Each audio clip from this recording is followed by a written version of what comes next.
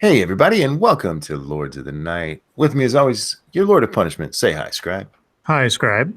And your Lord of Penny. Say hello, Satsu. I'm on a boat. I'm on a And boat. I am your Lord of Pain, the Ranting Monkey. How are you guys tonight? I'm sailing on a boat. On a boat. On a boat. Scribbles, how you doing? I made for myself, I should say, baked seasoned trout and rice with soy sauce for dinner, which was delicious.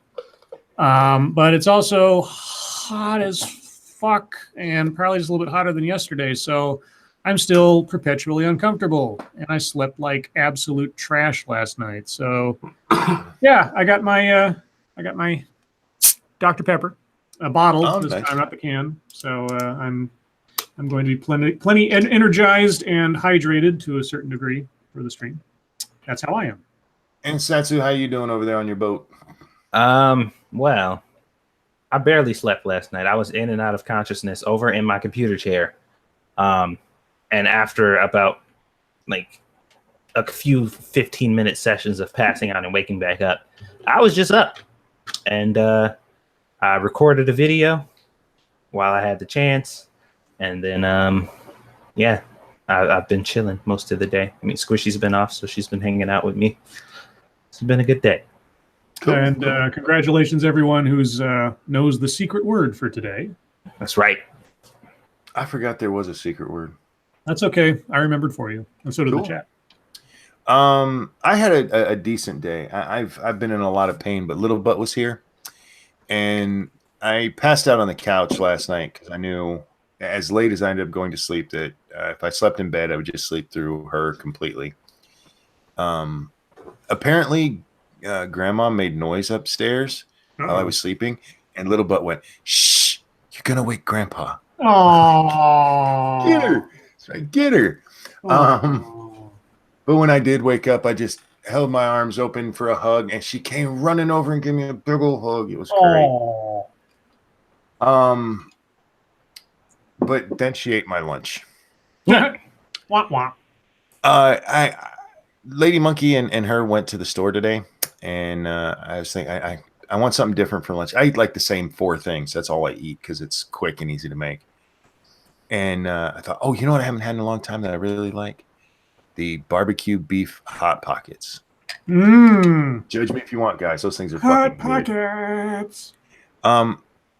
But they get back with them, and I'm making mine, and Lady Monkey asked Grand Monkey, "Do you want Grandpa to make you one?" She goes, "No."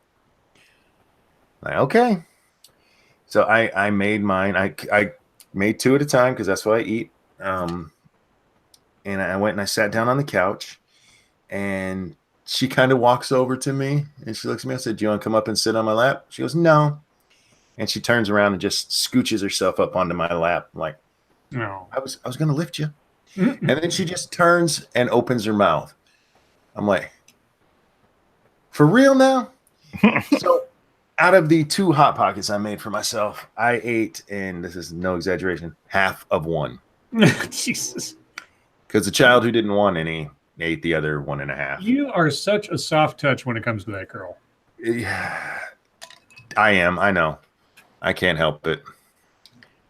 But have you heard her? She's so sweet. I know. I heard her today. I like for the second time now. I missed being live in the chat while you guys had a stream with her, so I couldn't say hi to Grand Monkey. I was like, oh, and then it's like Lady Monkey says, "Oh, did you want to sing a song to Scribe?"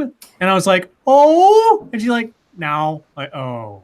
I think what I'm going to do next time, I'm going to give her the microphone that she likes to play with, but I'm going to leave my microphone hooked up, and I'm not going to tell her we're live. Oh, okay. Because she gets a little shy when she knows people are watching. Thank you so much, Flair Fritz. Lady Monkey, do you think cereal's soup? Grand Monkey, I want to get a stuffed animal at Walmart. So goddamn cute. Yeah, that was actually, they'd had that conversation before we ever came down here. But yeah, that was a great answer to that question. Do you guys have anything before we get into news today? Nothing in particular, no. No. I do want to remind everybody this is a viewer stream tonight after the show over on 2 Cents Plus in 7 Days to Die. I'll mention it throughout the show, but get there early, guys. It's starting to fill up. We only have 14 slots besides me and Satsu there, so first come, first serve, and tonight's a horde night, so be ready. 14 sluts on a horror night? Yes. Yes. Oh my god! Well, I got a bad back now. I can't hang like I used to. Oh. Well, neither can that building, but we'll talk about that later too. Lucky says Grand Monkey's trying to make you lose weight. I actually told her today if she'd been born a decade earlier, I wouldn't have diabetes. Because I don't get to eat if she's there. She makes sure I eat a little bit, but yeah, she likes to eat with Grandpa. It's her thing, and she insists that we go sit at the table. So, let's see what else is going on. News. Do we have news? Yes, we do have schnews. Before we get to that, Okay. Monkey Dick, Jim Jones movies. Hit that like button, you guys. Seriously, guys, I know we say this every night, and it kind of probably goes in one ear and out the other. Hitting that like button is second only to sharing our stuff and things you can help us out with here. YouTube looks at engagement, and when it comes to streams, that's how you engage. The like button is what they look at. So if you could hit that like button, I would really appreciate it. And yes, definitely share our stuff. This stream, the videos that are made, everything. And not just for us, for anybody you enjoy on the internet here on the YouTubes, because YouTube's doesn't do it for us anymore. Yep. Okay, Scribbles, news. So, this was breaking news on CNN just before the stream began. Trump ally congressman introduce impeachment resolution against Deputy Attorney General Rod Rosenstein. Okay. Yeah. House Freedom Caucus leaders Representatives Mark Meadows and Jim Jordan on Wednesday escalated their fight with the Justice Department, introducing a resolution to impeach Deputy Attorney General Rod Rosenstein. The resolution is not a sign that the House is about to vote to impeach Rosenstein, as House Judiciary Chairman Bob Goodlatte and House Oversight Chairman Trey Gowdy, who have been pushing for documents from the Justice Department, did not sign on. The House is also leaving for a month-long recess after Thursday. The resolution to impeach Rosenstein, which Meadows and his conservative allies have been threatening for weeks, is the strongest step that the conservative allies of President Donald Trump have taken in their feud with Rosenstein and the Justice Department. In a statement, Meadows said Rosenstein should be impeached because of the Justice Department's stonewalling of congressional subpoenas, hiding information from Congress, and for signing one of the Foreign Intelligence Surveillance Act warrant renewals for Trump campaign foreign policy advisor Carter Page. And that's the end of the story, apparently. Wow, Well, okay. yeah, there's not much more for him to say. No, not really. It is weird that there's no speculation from CNN. Mm-hmm. But yeah, they've been threatening this for a while now, and I'm kind of with them when it comes to the whole stonewalling stuff. As for that FISA warrant, there were other people who signed off on them as well. Yeah, they probably should have told the judge more about that, but I don't think that's a good reason to remove him from his job. But when the Justice Department is stonewalling Congress, Congress does have oversight, guys. You got to answer those fucking questions. Sorry. Yep. Let's see. Moving on. Trump and top European leader agree to work towards zero tariffs. This was big. This news one I'll today. believe when I see it. True, but it is interesting that it was said.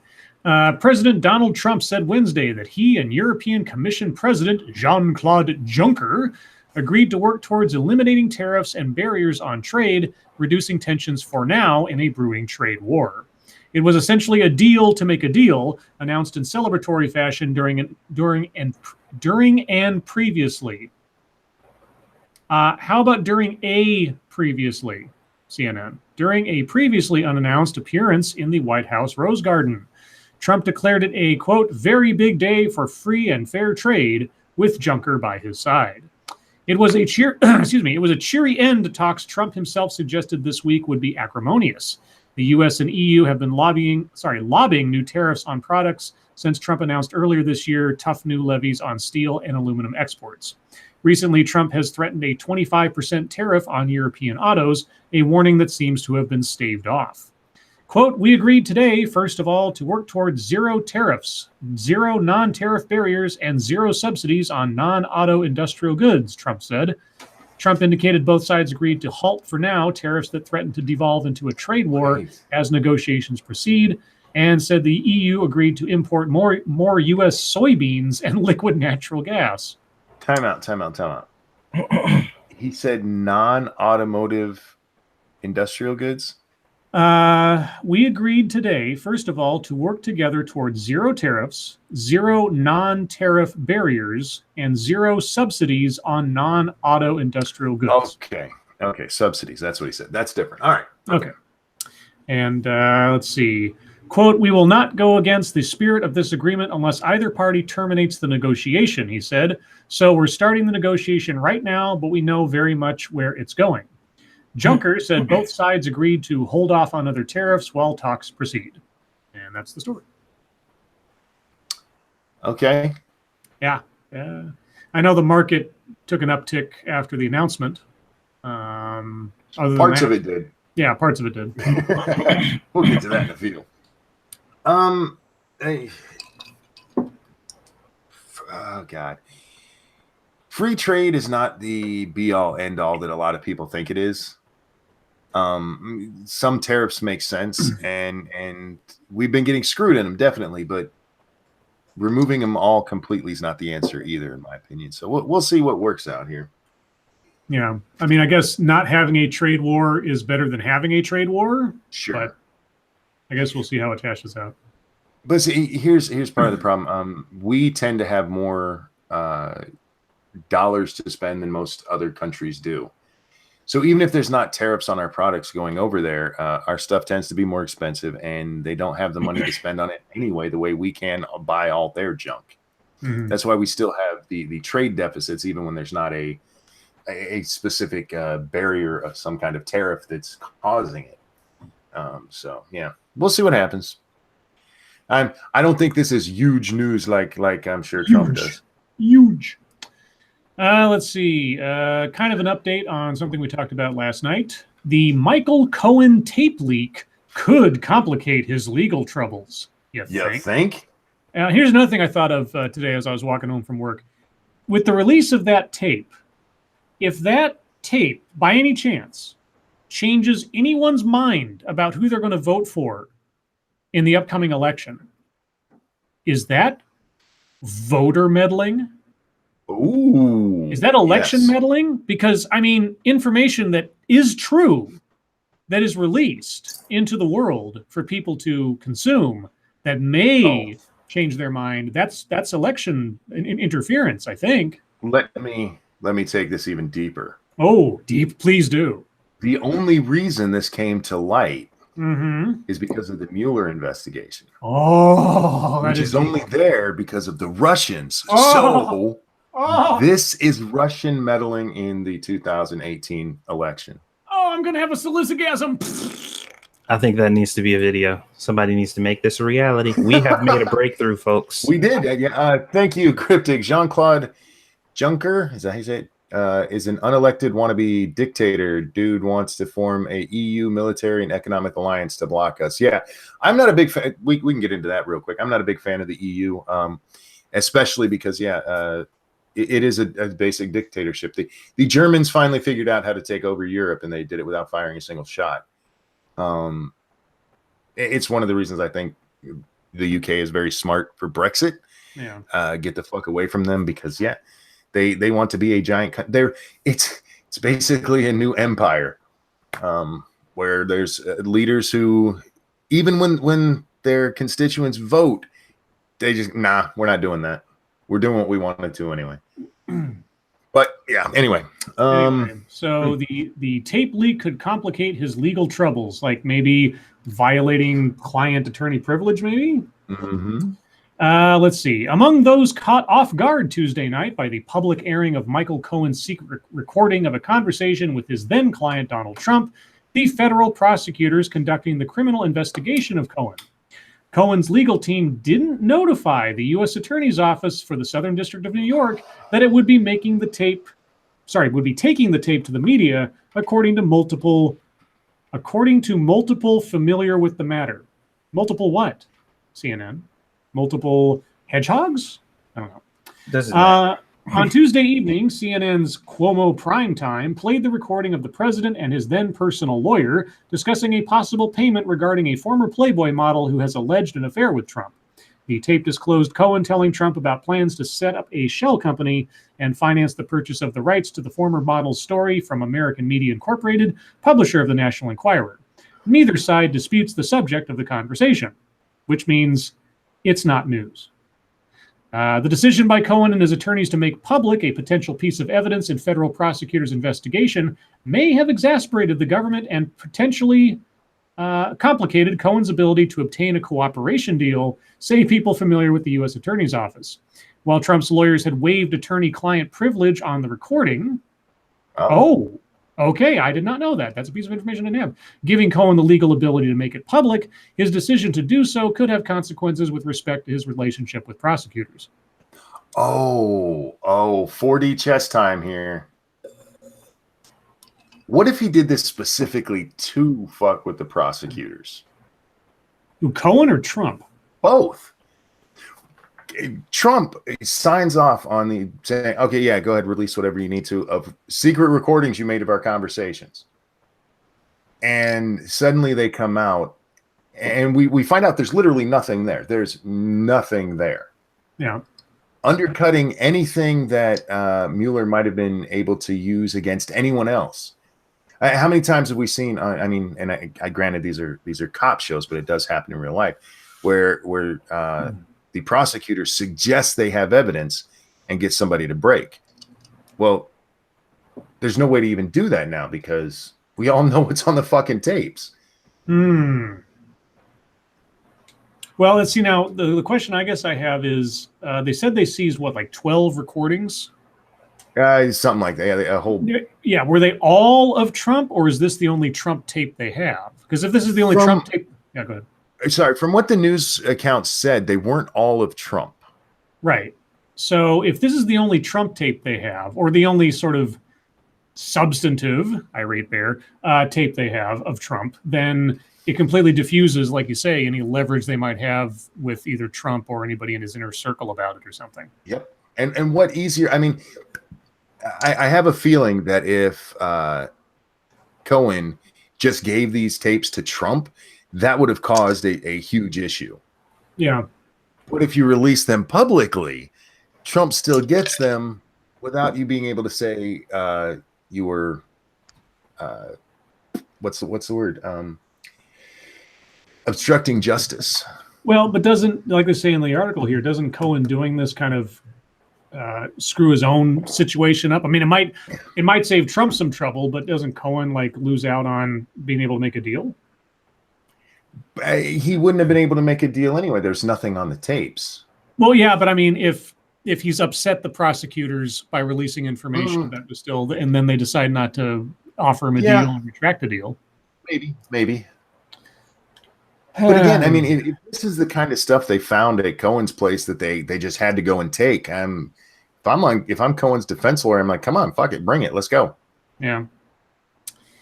Well, interesting. I did not know that Trump had given his permission. That was the one thing that kind of stood out to me as like, you caught my client being legal on tape. I know. Oh yeah. Oh God, we have a vegan in the audience tonight.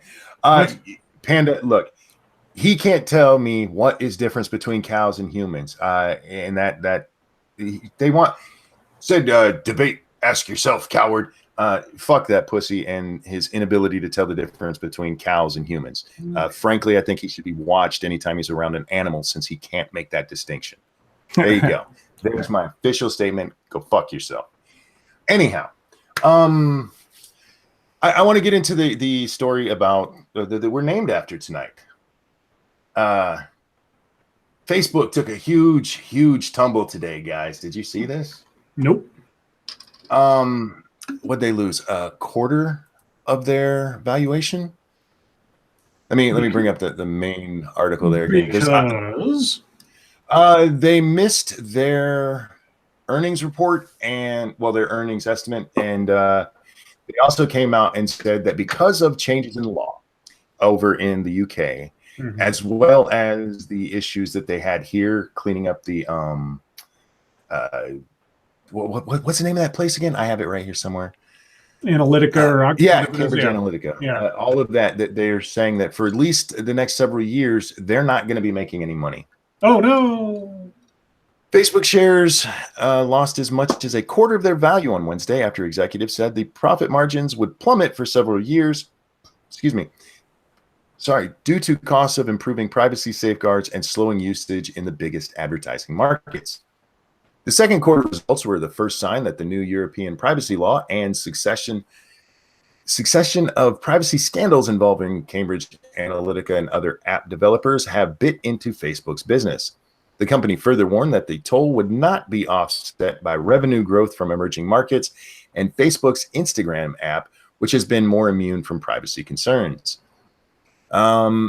It doesn't. There's not much more to these articles. They all say exactly the same thing. You know, they took a big hit, except Zuckerberg personally lost $16.8 billion in about 5 minutes today. You got a super chat. Thank you, the original Shroom. Did you discuss the Ninth Circuit Court of Appeal ruling that open carry of firearms is constitutional right? This affects California and Hawaii gun laws. Yes, we did. It was actually based on a case brought about because of Hawaii. It was somebody v. Hawaii. I forget the name of the person suing. But yeah, they did not rule that concealed carry was constitutional. There's actually a separate case going through the court right now. But yeah, they actually ruled correctly there. But there's I have another article that kind of gets into Facebook's problems that they don't touch on in all of these other articles, because all of these other articles touch on the Cambridge Analytica thing. Of course, it is a big thing, you know, them coming out and saying, look, revenue's not going to be rising like it was because of these changes. But what they didn't touch at all is the users. They briefly mentioned, you know, it's not that the market isn't there, but not the user base. And I think especially when we saw Zuckerberg before Congress, and you had Diamond and Silk and the huge scandal there about how they got kicked off Facebook for no fucking reason at all. Whether you like their politics or not, these two ladies they don't swear at people. They don't, and nothing they've done should get them kicked off of any platform. So there's been this pushback against that of Facebook because of some of their stuff. And here's, excuse me. Facebook asked to justify InfoWars and Fox News. Facebook faced renewed questions about its handling of noted conspiracy site InfoWars and its decision to place Fox News alongside other news organizations at a time when the social media site has launched an initiative to combat misinformation. The company attempted to focus its inaugural TCA presentation on its programming strategy for Facebook Watch, the video platform it launched just over a year ago. The questions took a typical confrontational turn. Facebook was asked again to talk about its treatment of InfoWars, which peddles in conspiracy theories, including calling the Sandy Hook massacre a hoax. Yes and no. Calling the 9/11 terrorist attacks an inside job. Yep, that's true. Host Alex Jones most recently went on the attack against Special Prosecutor Mueller, accusing him of being a pedophile in one recent show, claiming they'd let Mueller rape kids in front of people, which he did. I hadn't heard that from Jones. That's news to me. You got to listen to this, what he says, though. Facebook product VP Fiji Simo echoed CEO Mark Zuckerberg's careful language about the site's handling of InfoWars, saying the social media site attempts to find the balance between free expression and safety of its 2 billion users. Now, this is a quote. What we're trying to do is make it so that if you are saying something that is untrue, you're allowed to say it as long as you're an authentic person. How do I put forth my authentic self? I don't know. He goes on to say, we try to make it so that it doesn't get much attention. And then they go on to talk about the Fox News part. And I was like, why wouldn't Fox News be along with every other news thing? And another questioner asked Facebook why it features Fox News alongside other news organizations on its watch platform. A chorus of Hollywood critics, including Paul Feig, Family Guy's Seth MacFarlane, and director Judd Apatow, I don't know who that is, recently spoke out against the cable news coverage of Trump administration's immigration policies, specifically the separation of migrant families at the border. Them not covering it the way you like doesn't mean it's not news. And when you look at how many news organizations, fuck the Washington Post, what, last week got busted using a fucking satire site as a news source. I get that people don't like Fox News. And yes, they have a clear bias. But so do all the major ones right now. And everybody seems to be proud of it these days. So if you're going to take one of them off there, you need to take all of them off there. And you can't treat one different than the other unless you have something specific that they did. But when you've already said that you can lie as long as you're a sincere person, I mean, I think that Facebook has a lot bigger problems than just what's going on with like Cambridge Analytica. I think they have morons running the place. Also, I saw the video that Scribe was talking about on Facebook, the pedophile people, the TEDx or whatever. Oh, Yeah. And that's on there. So I was like, oh, all right. I guess this type of shit is allowed. No, I don't have a problem with it being allowed if we're talking about the TEDx thing. I mean, according to their standards. Oh, well, yeah, okay. Yeah. But anyway, Facebook is just a massive data mine. Seems like it, doesn't it? Yeah, I rarely ever look at it anymore, except like I might log in once a week just to see if anybody from my family has sent me anything, but otherwise it's just a waste of time in a cesspool now. Indeed. Yeah, but yeah, they're having some problems now. Under normal circumstances, when a stock drops like this so quickly, it's a good idea to go in and buy it up because it's going to bounce back. Disclosure, guys, not a financial advisor. If you lose money, not my fault. I would not do it here. I would wait and see what happens with Facebook, because that is a huge burn in just a couple of hours for them to lose a quarter of their valuation. That's and not just their stock value, not valuation. I'm using the wrong word. Their stock value lost. It's at 24% as of closing. So tomorrow will be interesting to see what happens with them. I'm pretty sure that sooner or later Facebook will go the way of MySpace and Friendster. Just be one of those sort of quaint memories of that social media gargantua that just kind of was big for a while and then kind of burnt out. Yeah. Well, Zuckerberg will still be a billionaire, but who cares? Facebook, I've always had a problem with Facebook because they, I don't like the way they handle things. Like you have to use you can't have a anonymous account. Well, why not? Oh, because apparently Mark Zuckerberg wasn't allowed to go to parties in high school. Now everybody has to be his friend. I don't like their business model. From the beginning, it was, instead of giving users what they want, it was, this is what you're going to do. Even when the users were screaming, please don't do this, that's what it always was. And when he started to get into politics, I think that's turned a lot of people off. Even I don't go to Facebook anymore. I used to go fucking daily. But I would take Twitter over Facebook, if that tells you anything. Because Facebook is just a shit show. It is indeed.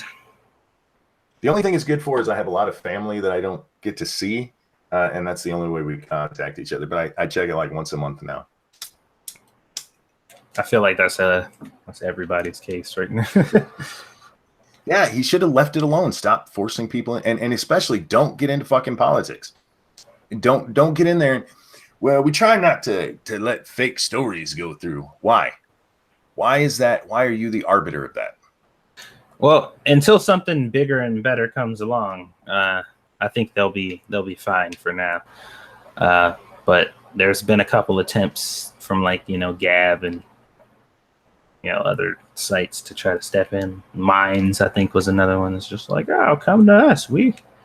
And it didn't quite work out because people are so ingrained in it. And like the fact that you can log into like separate accounts and stuff, like my Crunchyroll account and my fucking my PayPal, and every game that you play on your phone through Google and stuff. Now you can log into all that stuff through your Facebook. So it's really ingrained. It's going to take something serious to get that. With the Cambridge Analytica stuff, especially that the selling of people's private information, I think that hurt them more than anybody wanted to admit. Right. That is a good reason or a good thing that'll push people away. Data says Facebook is a file cabinet in the CIA where people fill their own profiles. Yeah. Yeah. I just thought it was interesting that he lost $17 billion. He still has 80 billion, those guys, so don't start a GoFundMe or anything for him. He'll be all right. And Scribe, did you have any more news stories? Nothing that we have to deal with since it's bottom of the hour. Okay, well, if you do, hold it. We might need it later. I came deep topic-less tonight. With that, guys, if there's a story you'd like us to take a news, if there's a story you'd like us to take a news at, I have no excuse. Let me try that again. If there's a story you'd like us to take a look at on the show, please hit us up at the hashtag MSS News over on the Twitter machine. We can't get to all the stories, but we do thank you for every submission. Scribe. Thank Monkey you. Actually, before you start, Toasted Network, thank you. Do you think Riley Dennis will support pedophilia? No, I don't think even he'd go that far. Yeah, no, I don't think so. Let's see. This one comes from John Laguerre. Wait, it's almost time for school again. At least you can head back with a new backpack on us, up to $700 if you switch to T-Mobile. Wait, this is a promoted ad in the middle of the hashtag stream that it shouldn't be there. Have you noticed they've started doing that in the middle of our fucking hashtag? Oh yeah, no, they've been doing that for a long time now. Usually I skip them, but this one was just so colorful. I just had to let everybody know that if you want to give T-Mobile money, they'll give you a backpack. The only ones that really bother me is when it's for like an actual news outlet. Like I've seen the Washington Post there a couple of times. I've seen Fox News there. I saw CNN a few times. Like, nah, bitches, get your own hashtag. Anyway, sorry. Let's see. How about an actual one sent to us by actual people? Let's see. Scrappy sent us the Facebook story. And Jordan250 sends us this one. Gang of women steal $10,000 worth of, can you guess? I'm going to say feminine hygiene products, but I'm probably wrong. Flaming hot Cheetos. Yoga pants. Oh. Why? Police in California are searching for a gang of women who fled after allegedly stealing hundreds of pairs of yoga pants. KGO TV reported that the women stole about $10,000 worth of yoga pants from a Lululemon store in Fresno, California on Sunday. Police said the women have likely hit other chains across California. Yoga instructor Christine Brown, who witnessed the crime, said the women calmly walked to the back of the store and scooped as many leggings as they could fit in their bags and walked out. The leggings average about $100 each. Police said the women stole 148 pairs from the store and that they could be responsible for more thefts. Real quick, thank you, Shia Garath. A pig loses its voice. Does it become disgruntled? Well played. I want to know how much these cost to make, because on retail, okay, I'll give you, if they're $100, they stole 100 pair, okay. But if they cost like 3 cents from some Malaysian kid making it for 2 cents a day, that's a little bit different. It's still, they stole. Hey, capitalism. I get that, but you're talking about yoga pants and they make it sound like they were laced in gold or something. These are just fucking high price yoga pants. Well, the value of those pants isn't about what they're made of; it's about what goes in them, and the worthwhileness of seeing what's in them. Well, that is my. I love you. Yeah. I see. I grew up at a time when girls wore, they were just called stretch pants back then. Yeah, guys. that's right. And then they'd wear a big baggy shirt over it so you couldn't see the good bits.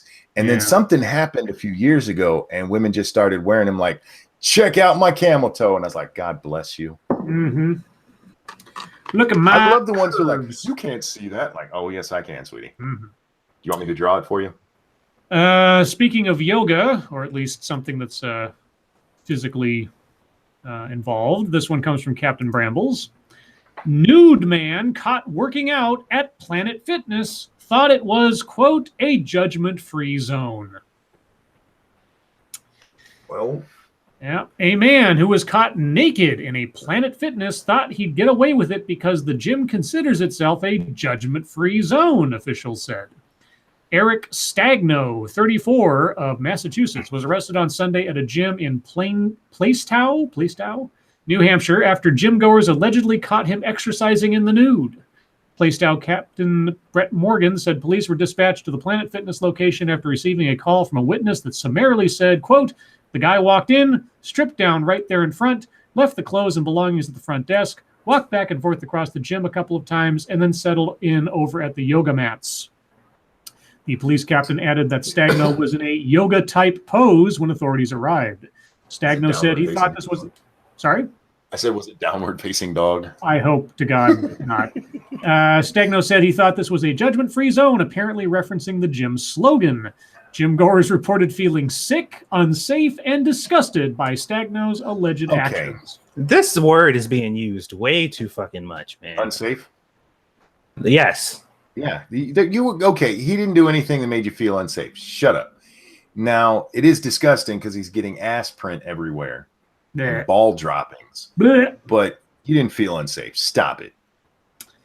Let's see. Grand Monkey might be interested in this news. This comes from Griffin. Walmart will chauffeur shoppers in self-driving Waymo cars. Here's the problem with that. Everything Walmart does is very much like the government. It is lowest bidder. You don't want in a self-driving lowest bidder car. Yeah, have you ever heard of Waymo before? I haven't. So, let's see. Walmart shoppers in Chandler, Arizona, will glimpse the future of transportation later this week when the mega retailer starts chauffeuring customers in Waymo's autonomous cars. An exclusive group of customers who place grocery orders through Walmart.com will catch a ride from their home to the store in one of Waymo's self-driving Chrysler Pacifica vans. They won't even have to leave the air-conditioned comfort of the car because a Walmart employee will bring their order to them. Wait. If that's what they're doing, why not just load up the car and send it to their house? You know, Monkey, why are you taking thoughts out of my head? Just have Walmart have a delivery service. Yeah, if they're not even, if you don't even have to go into the store, that is a total waste of money. Yeah, have to have the car, if it's autonomous, if it's going to have to come to your house anyway, just put the groceries in the car, delivery, ta-da, you're done. Again, Walmart guys. I enjoyed working there, but they do not come up with the best ideas. I'm trying to see if they have anything that. Now this. This is paid content. What is this article? Apparently. Oh, is it? Yeah, it's got a paid content sticker at the bottom. Unless that belongs to something I'm not seeing, I'm not quite sure. Either way, that may or may not apply to this, but it's right underneath the publication stamp. So anyway, that is regardless. Joys of Sorrows in chat says, is this Walmart attempting to compete against Amazon and Whole Foods? You know what? The rise of Amazon and what it's done to Walmart is entirely Walmart's fault. When Amazon started growing, nobody was in a better position to do what Amazon was doing than Walmart because they already had their distribution centers everywhere. They had the best distribution system in the country. And they let themselves get played. I think this is them attempting to keep up. Let's see. This one comes from Johnny Hellcat, and this is one of the ones that I'd held aside, so this will be a good 2 birds with 1 stone. Chris Hardwick is returning to AMC following investigation, which I was kind of surprised to hear.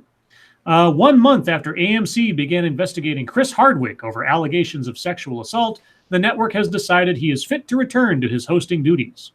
Quote, following comprehensive assessment by AMC, working with Ivy Kagan Byerman of the firm Loeb & Loeb, who has considerable experience in this area, Chris Hardwick will return to AMC as the host of Talking Dead and Talking with Chris Hardwick. Is Talking Dead like done once Walking Dead finally stops making shows? It should be. Yeah.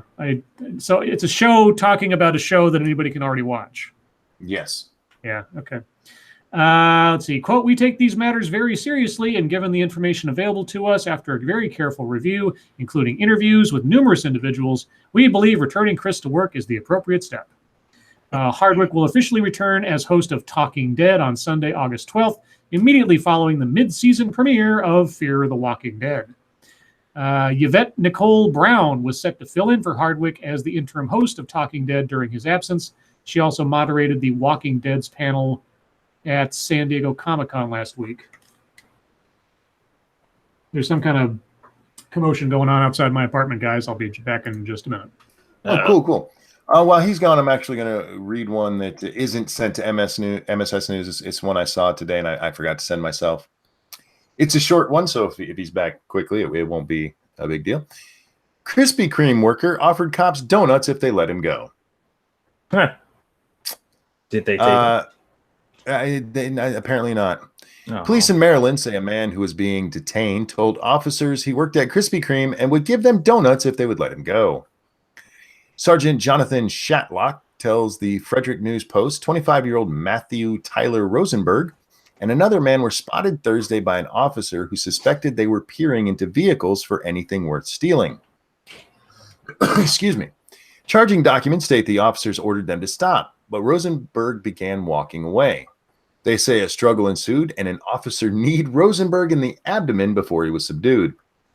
Authorities say a search of Rosenberg yielded an air pistol and marijuana. It was then that Rosenberg began offering officers donuts. Rosenberg faces charges including resisting arrest. It is unclear if he has a lawyer. The other man wasn't charged. 2 things here. One, if you're going to bribe cops, I mean, he's got to really like donuts for that to work.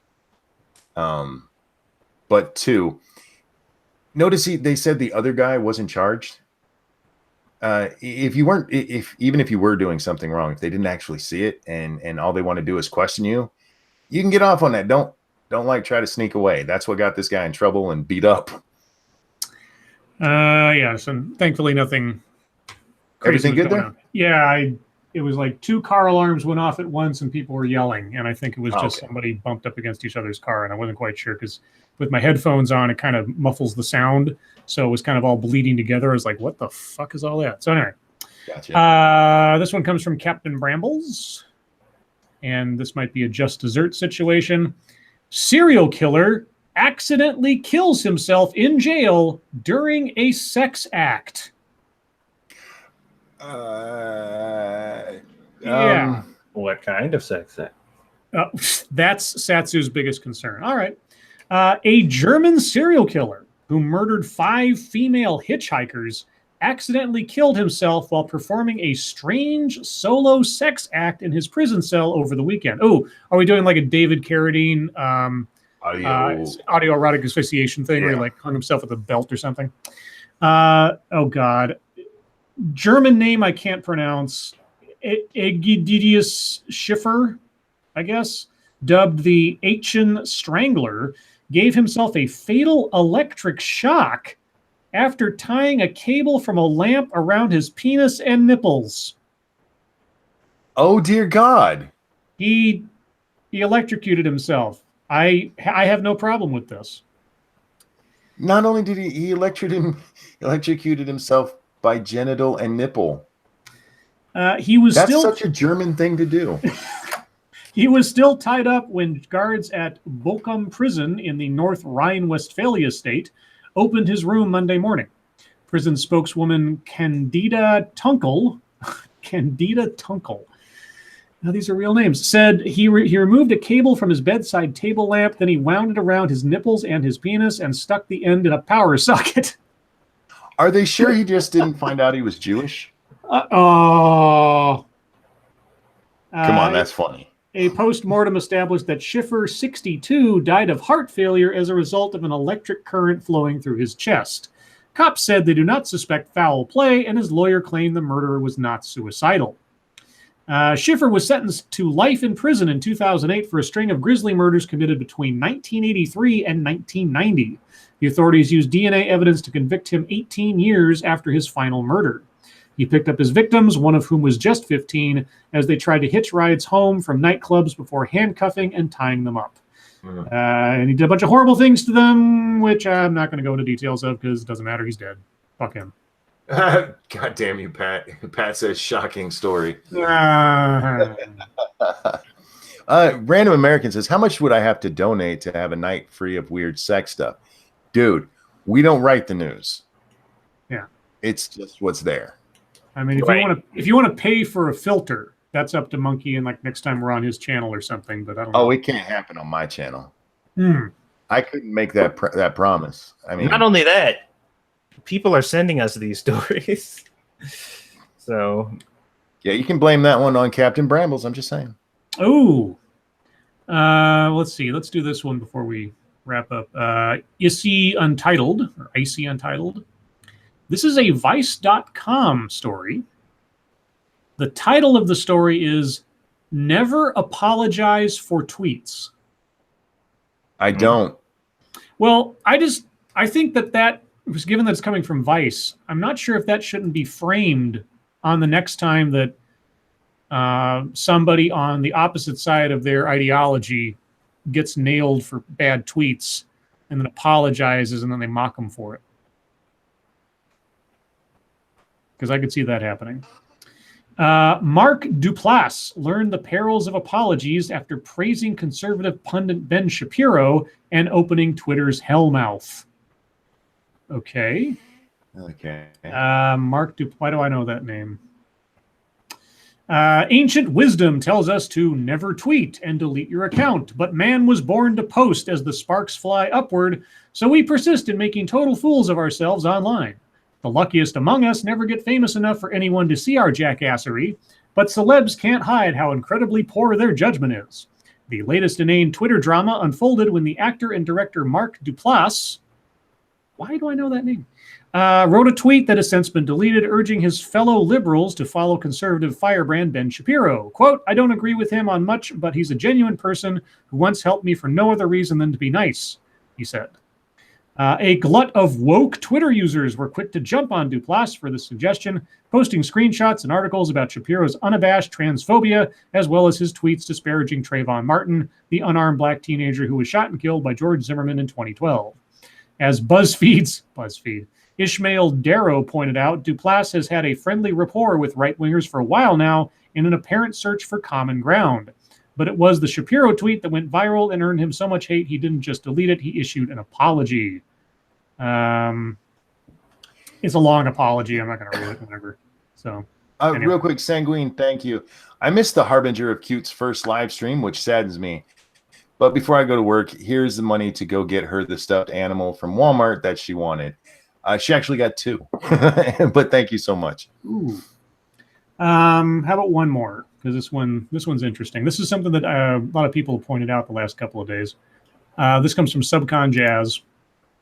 And believe it or not, this story comes from the Mary Sue. Hello? Huh? Oh, I was singing the rest of this song. You said, believe it or not. Believe it or not. So yeah, the Mary Sue has posted this. No, I don't want a Black Buffy reboot, and here's why. Yeah, I was talking about that on Twitter earlier. This is a very weird turnabout of things, isn't it? When the news broke over the weekend announcing that Joss Whedon was not only launching a Buffy reboot, but doing so with a black female lead, my reaction was a very heavy sigh. There was a time when this kind of news would have excited me in ways I can't even explain. Buffy the Vampire Slayer is one of my favorite shows, in spite of many things. But not only am I not interested in a reboot, but this move to make the lead black, as reported by Deadline, is just a bad move on multiple levels for me. Don't get me wrong. It's not inclusive. It's not inclusive casting that I'm objecting to. I just want black women to get their own stories. Ain't Oh, is that it now? Oh, okay. Ain't that it? That is the sound of Monkey jumping off a cliff because he can't believe what he just heard. Do you have a soundboard or something now? I do. Oh my god! Do you use that during the gaming streams? No, I just got it yesterday. I thought that was you. I was like, holy shit, Monkey. Buffy Summers, as played by Sarah Michelle Gellar, was a rebooted character herself, improving upon the 1992 film that starred Christy Swanson, and over the course of 7 seasons, that version of Buffy was the one people have connected with and out of whom this huge fandom has grown. Sarah Michelle Gellar as Buffy. Sarah Michelle Gellar is Buffy. Any African-American actress who enters this role is forever going to be known as Black Buffy, and that's something I find frustrating. Are you fucking... What the...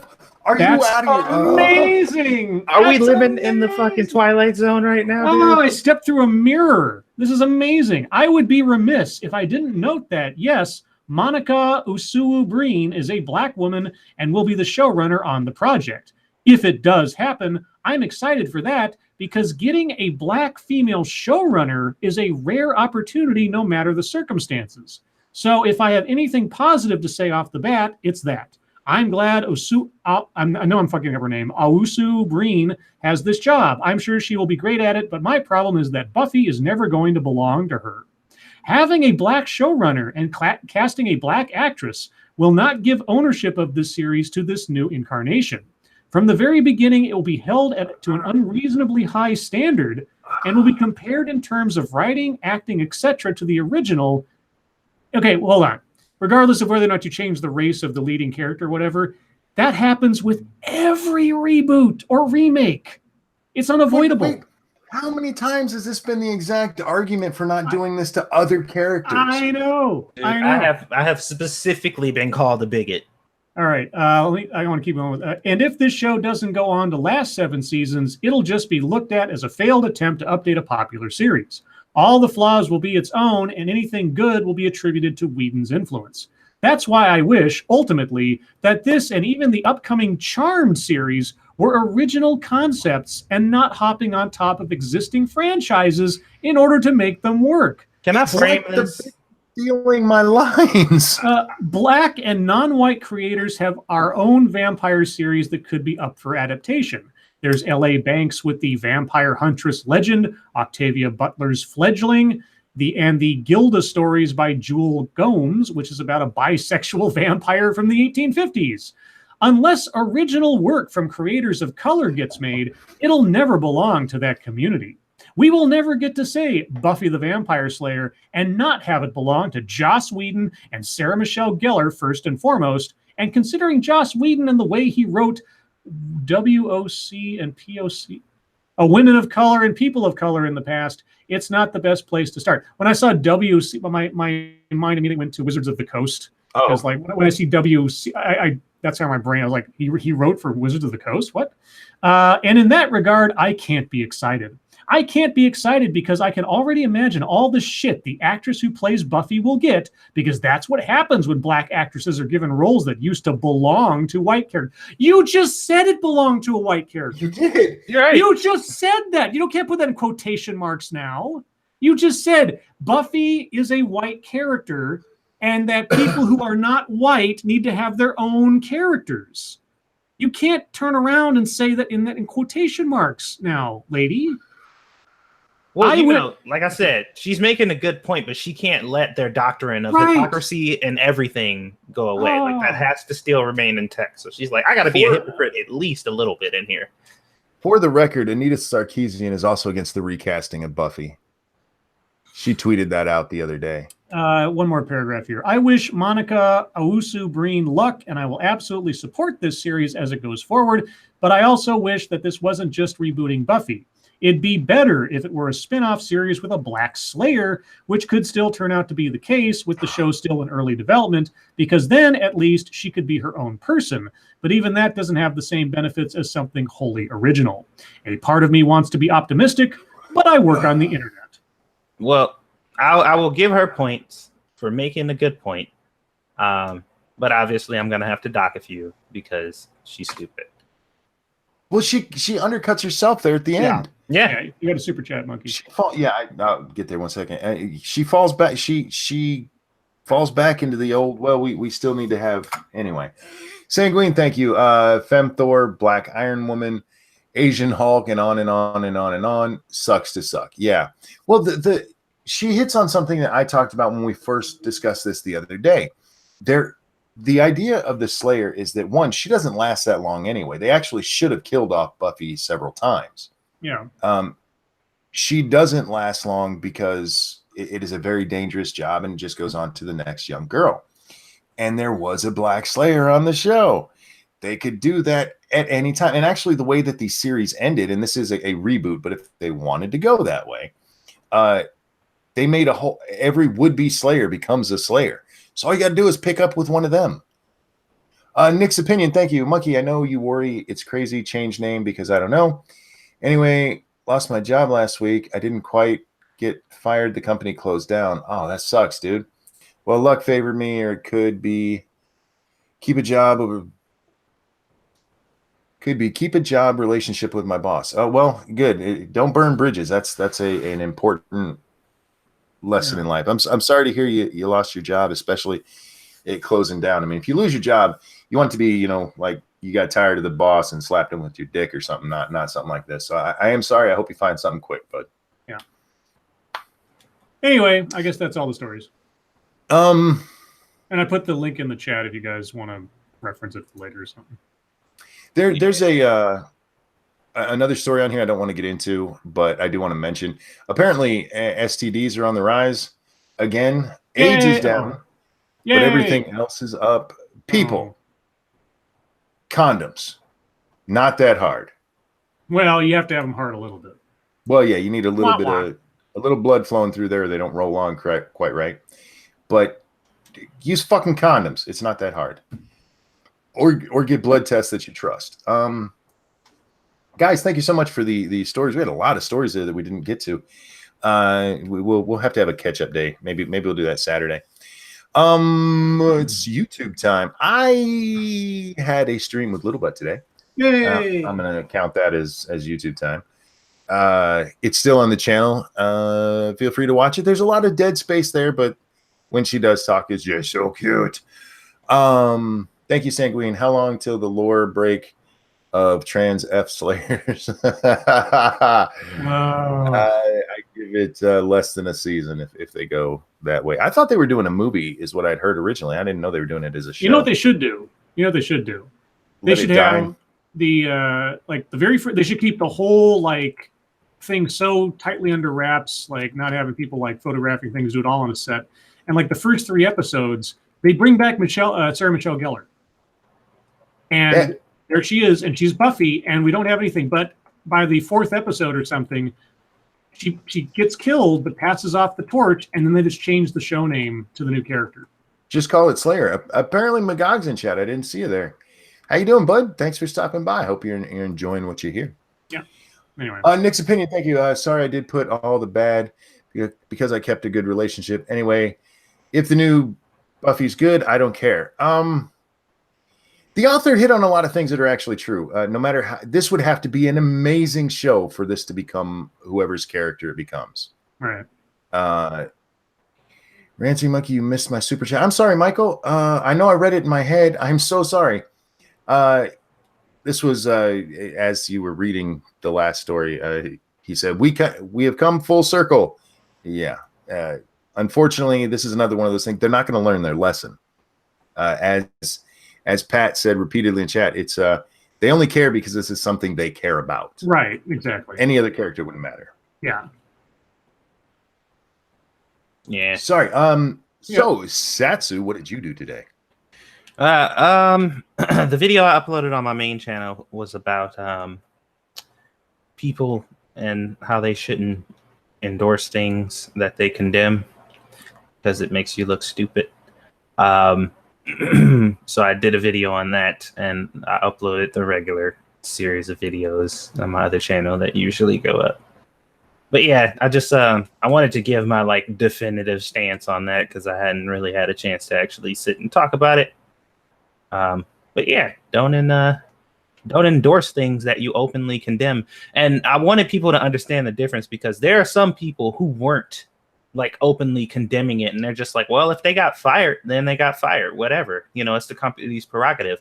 I'm not calling you people hypocrites because you're just like, whatever, I don't really care.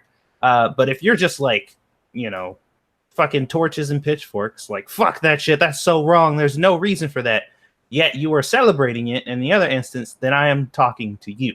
Because I saw a lot of people getting very defensive about it who we weren't talking about. Like, they were defending the people who were being hypocrites. But then I asked them, like, well, what is your standpoint? And they're like, oh, no, mine is totally different. I'm like, then what?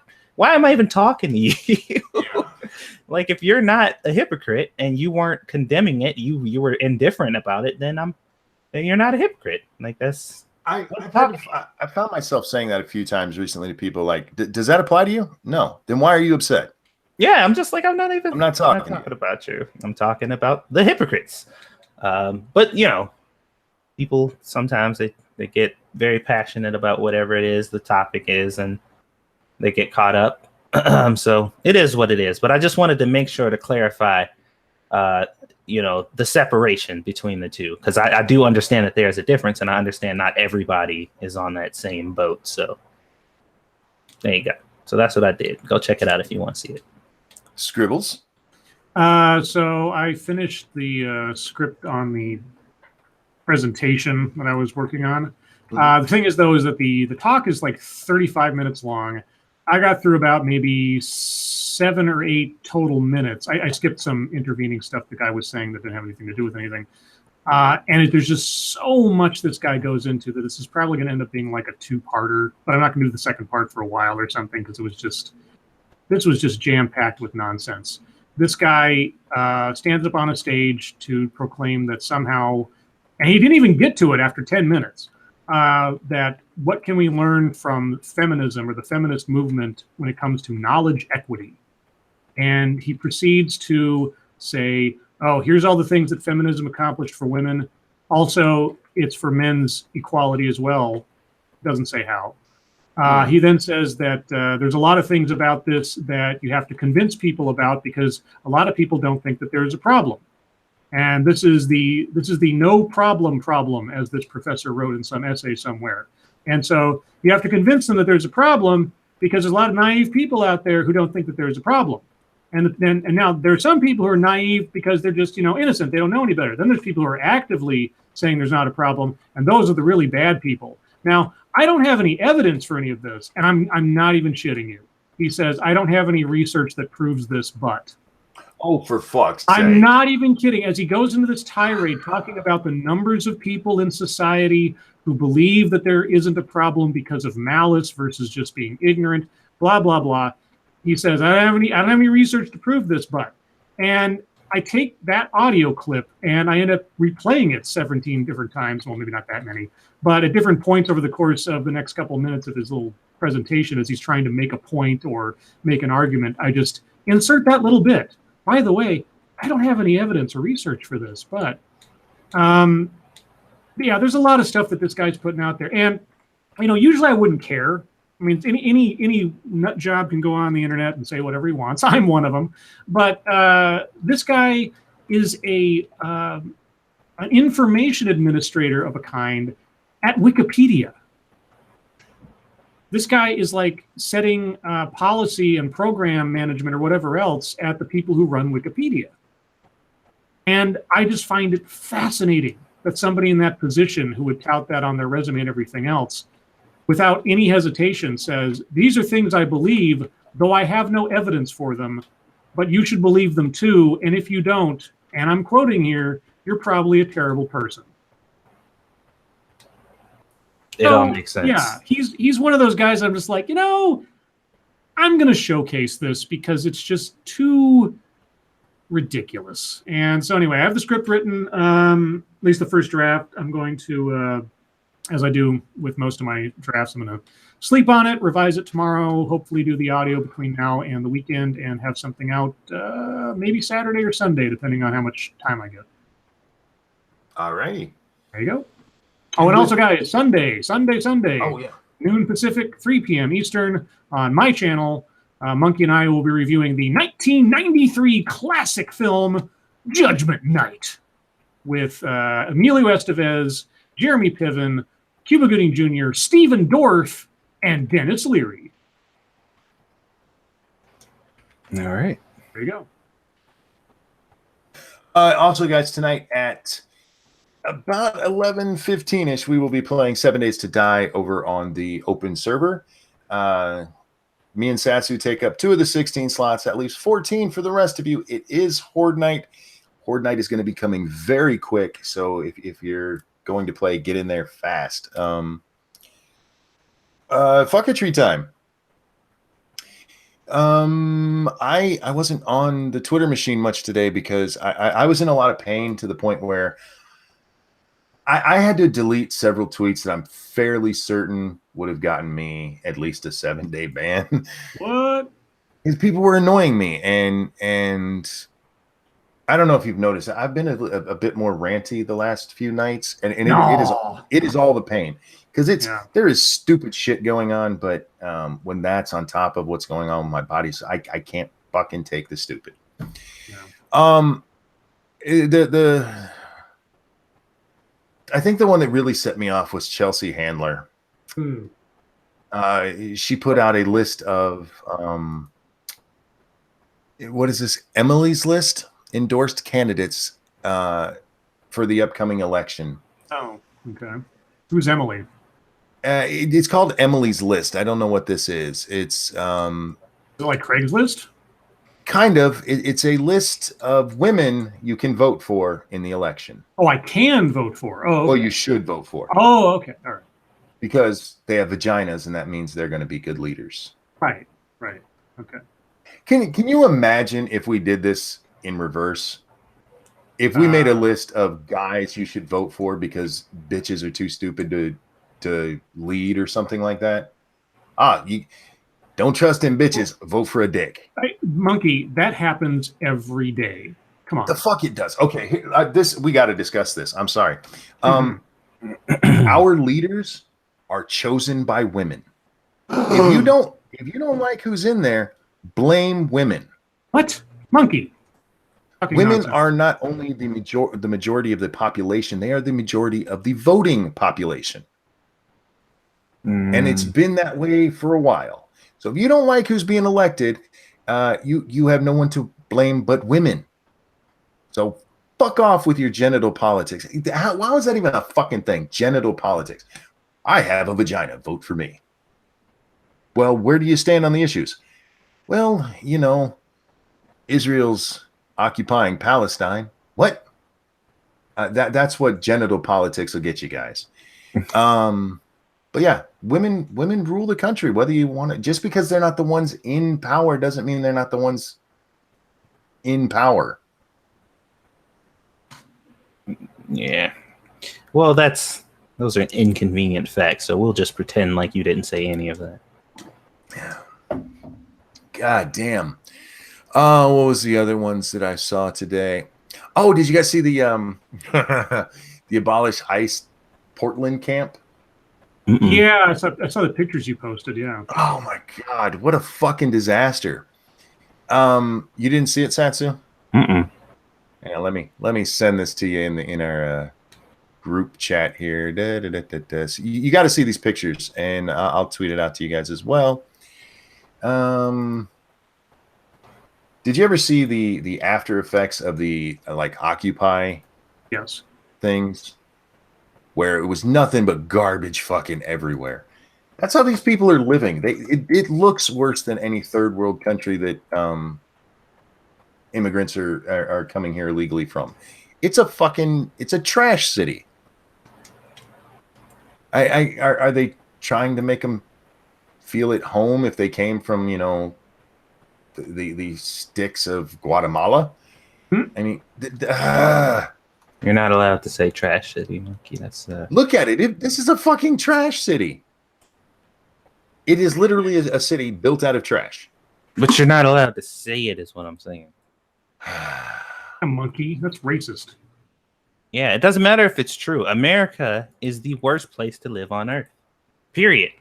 Other places don't suck because it's convenient for us to say they don't suck right now. Unless you tell me or ask me to go there. Then I'll be like, fuck no, that place sucks. Because my It politics does because of reasons. And then the other one that I saw before I logged off of Twitter today, Alexandria Ocasio-Cortez Yes. tweeted out today, Republicans are so scared of me that they're faking videos and presenting them as real on Facebook because they can't deal with reality anymore. Right. Oh, wait, didn't we read that? No, that she tweeted this out after the show last night. We talked about the story, but this is her story specifically. Gotcha. Which actually said, unless you guys have fucketry you know of, it segues into a something I did want to talk about. Segue away, good sir. Scribbles, you good moving in this direction? I don't know what direction we're moving, but I don't have anything otherwise. So sure. Okay. We heard in the story from Facebook earlier, Facebook talking about how if they deem a news story, specifically like InfoWars, as untruthful, they just try to pop it down in their algorithm, right? Right. Do you think that social media or just social media should have any hand in deciding what does or does not get seen by everyone? Everyone? Well, like, let's say Alex Jones tweets something out and it goes viral, but it's something that the powers that be at Facebook decide is fake news. Do you think they should be in there fucking with their own algorithm to knock that down? Well, so on the one hand, I say, well, it's their business, it's their platform. If they don't want to broadcast something, they can certainly choose not to, just like any other television network can choose whether or not to put a piece of programming on if they want to or not. Well, let me rephrase it. If you were in charge of Facebook, would that be something you did? Well, I wouldn't be in charge of Facebook because no company's like one person's not the top of any of these companies. I don't know. I mean, I wouldn't put. Okay, there'd be content I wouldn't put up there. Like I wouldn't put Stormfront's publications up on my social media thing. I feel like the simple solution to their problem, and some people might not consider this a solution, but this would kind of take care of whatever issues they're worrying about, is if when they cited any news source, especially if they're going to be promoting them on the channel or on their platform in any shape or form, just put disclaimers by everything that is posted. Just an FYI, be sure to look at multiple sources because, the sources here are, have a chance of bias or whatever. Just a little warning for anything from any publisher or anything that you deem actual news. Just encourage people to look elsewhere, for whatever. And no matter what, don't discriminate. Don't be like, oh, well, this one's high risk or anything like that. Just straight up be like, look, there are many news sources out there. Be sure to check out these two to broaden your horizons. And that would solve it because nobody could really get upset because they'd all be subjected to the same thing. Let me actually correct myself real quick. I was thinking of it in terms of if I was running a news organization, which these are not. Right.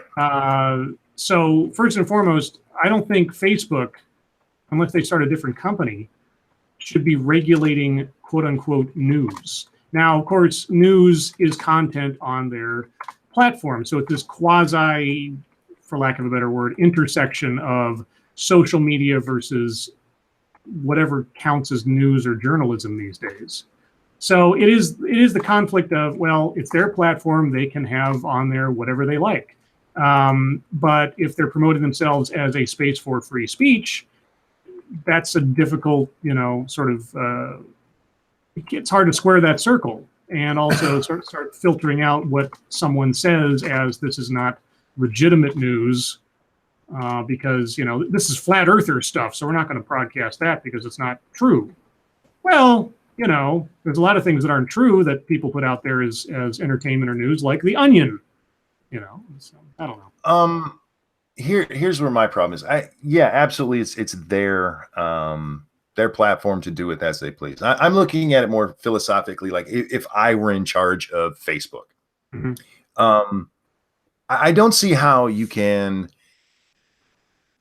call certain stuff fake news, because what they're doing is they're going to. I read another story about this yesterday.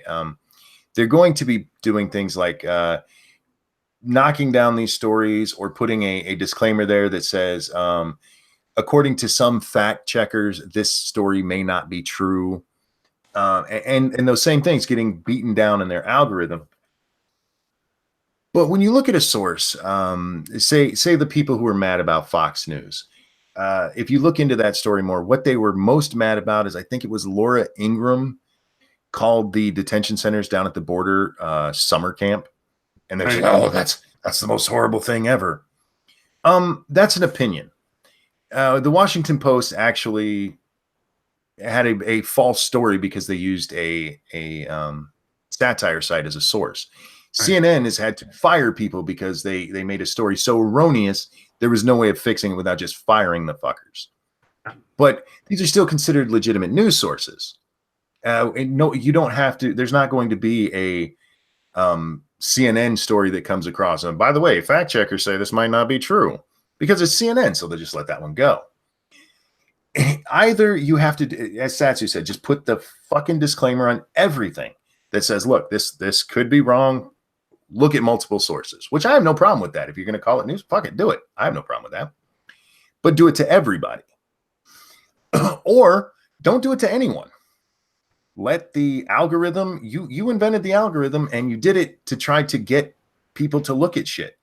And that's what's getting views. You can't then be upset that, they're looking at the wrong stuff. And that's what that comes across to me is wrong thing. Mm-hmm. And there, I'm of two minds of this, because on one hand, yes, they might actually be thinking wrong because they're getting bad information. But like this story with Oregano, or whatever the fuck her name is up there in New York. Oregano. That's not racist because she's not Italian. The story about her, it was satire. It wasn't a fake news article or interview. It was literally satire. It was made to be demonstrably fake. Yeah, just people were too stupid to tell it was satire. Yeah, especially Miss Oregano there. So it bothers me that these social media companies are getting into the habit of deciding what is okay news for us. Yeah, I feel like if you're going to tout yourself as a free speech platform, you have two options, and literally only two: either neutral or none. Yes, like, that's it. Either neutral or none. If you're going to raise the issue that there is fake news out there, you have to acknowledge the fact that it could come from anywhere. So treat them all the same, with the same, kind of, hey, by the way, check out these other sources too, because, this might not give you the full story, or shut the fuck up and just let people do whatever. It's one or the other. I don't really think there's any other options. Well, it also brings up the question, because they don't come out and say this is a fake news story, not according to what Facebook has released so far. What they say is that this might not be true according to fact checkers. Now, depending on who your fact checker is, they might not have their facts right either. Yeah, and depending on who sees it, they're going to automatically read that as, this is fake. Then, they're like, oh wait, a news article that I don't like, and then they see that disclaimer and it's reassuring, and I'm like, oh, thank God, yeah, it's not real. Then move on. It's just I ran into that one time. Excuse me. I can't remember if it was Paul Joseph Watson or Ben Shapiro. I shared something that they had said, and it was covering some news story, and somebody responded, "That's Ben Shapiro. You can't trust it." Like, well, no, I actually, read the story and looked up everything. It's spot on. Whether you like Ben Shapiro or not doesn't change if what he says is true. Right. Truth is not dependent on whether you like somebody. Well, yeah, I've had a similar thing happen because there was something that Paul Joseph Watson said or whatever, and it wasn't even like really political. It was just something that he said that I retweeted, and somebody was like, they were going back and forth with me, and they was like, I just realized I'm debating with an idiot who would retweet anything that Paul Joseph Watson says, and I'm like, so is this conversation over now? Because I retweeted literally anything he could have said, and it's so fucking weird because they're just like, I would never believe anything that came out of your mouth, and I'm like, oh, okay, well, you need oxygen to breathe. Scrappy says Snopes has been caught lying for fuck's sake. That's true. Oh yeah, and like if you watched after the debates or any major speech that Trump gives, there's always fact checkers. We had our fact checkers here, and a lot of the time, their fact check is dependent on how you look at what was said. And I know that's splitting hairs, but like saying that the unemployment rate has gone down, it's true. Is that necessarily Trump's doing? Well, that's debatable. But you can't deny the fact that it has been going down. But what you'll see a lot of times is in these kind of things, if Trump said, unemployment is going down, the fact checker, well, yes, unemployment's going down, but that started under Obama. Yeah, but he didn't lie. So that's not something that what you need to say is not a lie. Yeah. So simple. Either Satsu's plan, I support that 100%. Either leave it all alone or put a fucking disclaimer on everything, because you can't trust any of it. Any news story I read, I check at least another source, at least one more. Because you can't trust people to just tell the truth, especially in today's world where it is so fucking it's blowing my mind. I remember growing up how hard the news argued that no, they were unbiased. Mm-hmm. And now they wear that shit on their sleeve. Oh yeah. And to the point where like, well, activist journalism, that's not what you're supposed to do, dummy. Yeah, if you are a journalist, if you are in the news business, you are supposed to just give people the facts. You can make it sound pretty, but you're not there to force an agenda. Yeah. And I mean, you can reference, like if you're telling a story and somebody did something and you want to reference previous events in relation to what's going on now to try to draw some connections or whatever, just for the sake of information without, I mean, sometimes you can say, past is prologue or make a little bit of an analysis just based on patterns or something. But as long as it's based on fact, you can put a little bit of commentary in there. You're not violating anything. But when you say like, we're your progressive news source or something, yeah, like, yeah, no, or or your source for the right views or whatever. I remember where there was it lasted like a day before it like went belly up, but there was this network that Kelsey Grammer was promoting a few years ago called The Right Network, and I'm not kidding, that was the name of it, and it was literally a quote unquote network, which it might as well be up there with like Fusion as a network. Of documentaries and videos and stuff that were aimed around conservative viewpoints and conservative causes and such. And it lasted about like a month or something, or half a year or whatever before it went belly up, because nobody wants actual out and out partisan thing. I mean, some people want to fool themselves into thinking that Fox News is fair and balanced, right? Or the MSNBC is giving you the straight poop or something. But rarely does somebody who comes out and says, I'm a news source that has a specific ideological bent, period, blatantly, here it is. Most people don't want that, but they do like to fool themselves into thinking that they're informed and have a balanced opinion of the world. Yeah, because they're just like, those are better people, so obviously they wouldn't lie, and it's just right. Okay. Well, a lot of the problems with the news stations right now is that they're so tied to their personalities. Yes. like MSNBC, Fox News, and I'm not counting CNN because they're just shit all around. The actual news stories they cover, if you're not watching like their primetime programming, if you're just watching their news, you're actually not getting bad news. It might not be all of the news. They might decide not to cover a story that everyone else is covering. Fox. But the news itself, they still tend to just give you the story. It's the fact that Maddow is so closely defined with MSNBC and Hannity with Fox. The people that they're known for is all their pundits, and those people are supposed to be biased. But like yesterday, reading the 69 articles from Splinter. Oh, yeah. They want to be seen as a news group, but they want it. They're the progressive news group. Fuck everybody. Well, on the one hand, I'll at least give them the credit of being honest with the audience. Like this is because you're right. It's more defined. The news outlets are more defined now by their biggest personality rather than what it's at least seemed to be. It used to be that the news outlet was defined by their stated ethic, like their stated mission statement. Like CBS News, way back when, I'm talking like Cronkite era kind of deal. They had a very stated ethic about how we are a hard news source. We give you all the facts. We don't try to embellish it or anything else. And, of course, no one's completely free of embellishment. But for the most part, it was like, this is what's going on, and that's the way it is. Ivan Walter Cronkite. Yes. Whether it was good news or bad news, here it is. Here's what's going on in Vietnam. Here are the numbers, whether they're pretty for the administration or not. Here they are.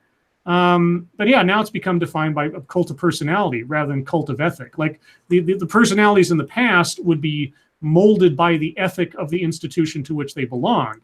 Now it's the opposite, and it's really kind of scary. I think it's because now you can like effectively be crucified for stating simply the truth. And people will just be like, oh, well, it doesn't matter if that's true. The fact that you're saying that makes it seem like you're defending this person in literally any capacity, which means you fully support that person.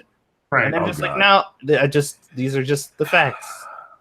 And it scares people. Like it really, because people are terrified to be associated with the wrong people nowadays.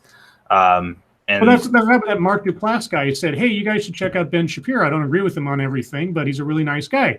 Oh, so you agree with everything Ben Shapiro's ever done or said and blah, blah, blah. Oh, for fuck's sake. Nope. I literally just said that he's not a horrible human. And you're like, nope, he is by default because he said things we don't like. And now you are too because you have any liking for him whatsoever. Right. Just any proximity to him at all. Guilt by association. You're done. It is amazing how that is on both sides. Yeah, it is. It's very. Because as somebody who is a dirty centrist and who talks to people from all around, yes, I have my very let's call them passionate opinions, but I can have very grown-up conversations with people that I disagree with and come away with we still disagree. I see where you're coming from though, and I still like you. We'll talk again later. And then you mentioned like, hey guys, check out Sofane. I love him. I think he's wrong sometimes, but go check him out. And then people, I fucking hate him. How could you like him? Like, well, he makes me laugh. Fuck off. I mean, it doesn't go deeper than that. We have good conversations. He makes me laugh. It's okay to not agree with everybody you like. Monkey, when did that become a thing? Monkey, you're talking about civility, and as we know, civility is racist. Yeah. No, it really is. I'm not even angry about it. I'm more just like disappointed. It's more disheartening than anything else because I understand it. Here's the thing. I have been there in my younger years. There was a time where it felt like this perspective, and in whatever it was the morally correct perspective, that the things in the world going on needed to have some pushback. And this was wrong, and there was no in between. There was no room to maneuver, and I'm on the moral right in this, whatever it was. And I'm talking specifically around the time of the 9/11 and the Gulf War and everything, or the Iraq War, because for me and for a lot of people, I think 9/11 really was a wake up to global events and things that occurred outside of our own little world kind of thing. You know, and it was also really the dawn of the internet and sort of being connected to something other than just the 40 miles in your personal zone. But, you know, over time I saw that, and we talked about this so much, all the things that I might have once said, you know, this is a hallmark of this side of the argument. And then I see it on both sides. You know, everybody's susceptible to it, no matter what branding you have on it. And ultimately, you're not going to get anything done if all you're looking at is the differences and how one difference equates to adversary without thinking about, and just looking at like Congress, it's like, for God's sake, heaven forfend anybody actually ever compromise on something instead of just taking a tribal political party stance and never moving. We saw that under Obama. We're seeing it under Trump. Never changes, and it pisses me off no matter who's in power. Yeah. You know, it when it comes to Congress, that really started with the 94 sweep and the contract with America. Yeah, contract with America. Yeah, that was the first time that I ever really saw that sort of marketed politics like that. I don't think I'd ever seen that before. Of course, I was very young at the time, but you know. Well, here's the thing. Even with that group, I mean, they worked very well with Bill Clinton. They tried to get the man thrown in jail. But if you look at the actual legislation and stuff that they did, they worked very well together and got shit accomplished. It's pretty much the last time it happened. Before that, if you go back to people like Reagan and Tip O'Neill, I mean, I know I'm throwing names at you. Some of you guys have no fucking clue. O'Neill, yeah. Former Speaker of the House, Tip O'Neill. They at least respected each other. They might have disagreed, but at the end of the day, you see them shake hands and smile and talk, and it's like, if you saw Senator Reid smiling and shaking Trump's hand, you'd imagine he had a gun behind his back, because there's no way he's doing it out of being just a decent person. Either side there, either one of them. I'm not taking a side, just because that's where we are in politics now. You just can't disagree and be friendly. Real quick, guys, it is the bottom of the hour. That means it's your time. Questions, comments, concerns, anything you want to talk about, throw it in the chat now. We'll do our best to keep up with it. If it is an actual question, make sure there's several question marks there so we know that that's what it is, because we tend to notice those better. If it's not a question, don't do that. But we still try to read everything. Go ahead. I'm sorry. Just before we get into the questions, I think civility equates to agreement. That seems to be what the notion is that if I'm civil towards someone, just like we said, like Duplass with Ben Shapiro, civility equals endorsement of another person's ideas or ideology, not just an acknowledgement that this person might have a point or be a decent human being or something else. No. Saying that this person's okay as a person, or I can at least work with this person in a polite manner, that equals me agreeing with everything that they agree with. Yeah. Anyway. Scribe, Ryan would like you to read the blurb he wrote for our stream tonight, if you would. It's in our DM chat. Right. I thought I was supposed to read that at the end of the stream. Okay. Whenever you'd like to. I was just pointing it out that he brought it up there. All right.